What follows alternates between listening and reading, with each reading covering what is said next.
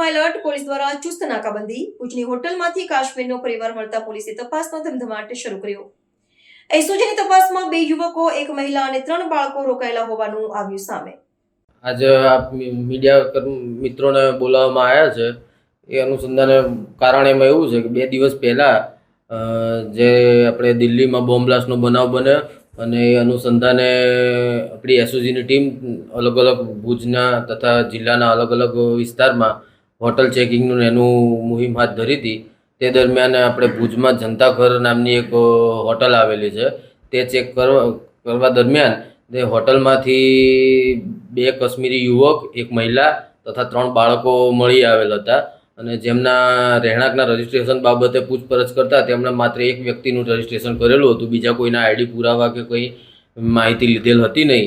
એટલે જે શંકા ઉદ્ભવે એવી પરિસ્થિતિનું નિર્માણ થતાં અમે તાત્કાલિક હોટલ માલિક તથા જે કાશ્મીરી પરિવાર જે હતો તે લોકોને એસઓજી ખાતે લેતા આવેલ અને હોટલ સંચાલક વિરુદ્ધ અમે ગુનો દાખલ કરેલ છે જાહેરનામા ભંગનો, કે જે કલેક્ટરશ્રીનું જાહેરનામું છે કે ભાઈ કોઈ પણ વ્યક્તિ હોટલમાં આવે તો તમામ વ્યક્તિના આધાર પુરાવા યોગ્ય લેવા, જેનો જે જાહેરનામાનો ભંગ કરેલ છે.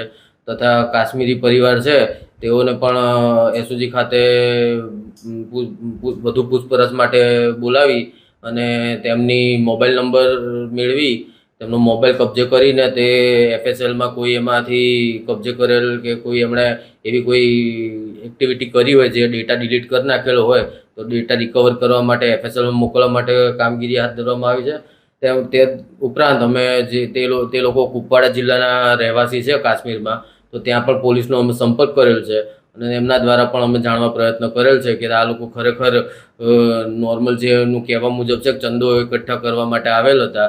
તો એ પ્રકારની જ કામગીરી એ લોકો કરે છે કે કોઈ અન્ય કોઈ એમના વિરુદ્ધ ગુના ભૂતકાળમાં દાખલ થયેલા છે કાશ્મીરમાં, એમાં પણ એ લોકો નીટ એન્ડ ક્લીન જાણવા મળેલ છે. જે અનુસંધાને આજે અત્રે વખતે આપણે એક મીડિયા પ્રેસનું આયોજન કરેલ છે. હવે શું આમાં કઈ તપાસ કરવામાં આવશે? હોટલ માલિક સામે શું કાર્યવાહી થશે? હોટલ માલિક વિરુદ્ધ આપણે મેં જેમ આપને જણાવ્યું કે જાહેરનામા ભંગનો ગુનો દાખલ કરવામાં આવેલ છે અને તે ઉપરાંત બીજા ખાસ હવે એમાં બીજી તો કોઈ પ્રોસેસ કરવાની હોટલ માલિક વિરુદ્ધ રહેતી નથી કરવાની, પરંતુ એ ઉપરાંત ખાસ મીડિયા કર્મચારી થ્રુ ભુજની જનતાને તથા હોટલ સંચાલકોને એક મેસેજ આપવા માટે મારી એ પ્રબળ ઈચ્છા છે કે કોઈ પણ ગુજરાત બહારનો કોઈ વ્યક્તિ, જે અમે અવારનવાર હોટલ સંચાલકોની મિટિંગ પણ યોજી છે એ દરમિયાન પણ એમને કહેવામાં આવેલ છે કે ઇવન ભારત બહાર નહીં, ગુજરાત બહારનો પણ કોઈ વ્યક્તિ આવે તો અચૂક લોકલ પોલીસને કે અમને એસઓજીને જાણ કરે કે જેથી એ વ્યક્તિનું અમે હિસ્ટ્રી કોઈ ગુનાહિત છે કે કોઈ આતંકી સંગઠનમાં સંકળાયેલ છે કે શું છે શું નહીં આપણે જાણી શકીએ.